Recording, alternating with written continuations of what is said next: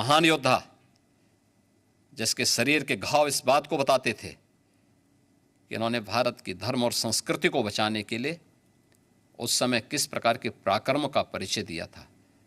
ये महाराणा प्रताप, महाराणा सांगा, छत्रपति शिवाजी महाराज और गुरु गोविंद सिंह के बारे में ये लोग बताएंगे। इतिहास के बारे में लोग क्या जानते हैं? जो औरंगजेब और बाबर की पूजा करते हो, जो जिन्ना को अपना आदर्श मानते हो, इन लोगों से इसकी उम्मीद नहीं की जा सकती। दुनिया की सबसे प्राचीनतम धर्म और संस्कृति है सनातन धर्म।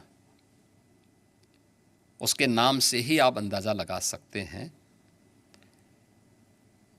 दुनिया की कोई जाति, मत और मजहब नहीं है जिसको उसकी विपत्ति के समय सनातन धर्मावलंबियों ने शरण न दी हो, उसके संरक्षण के लिए उसको हर प्रकार से फलने फूलने के लिए अवसर न प्रदान किया हो। लेकिन बदले में उसे मिला क्या? बदले में मिला क्या?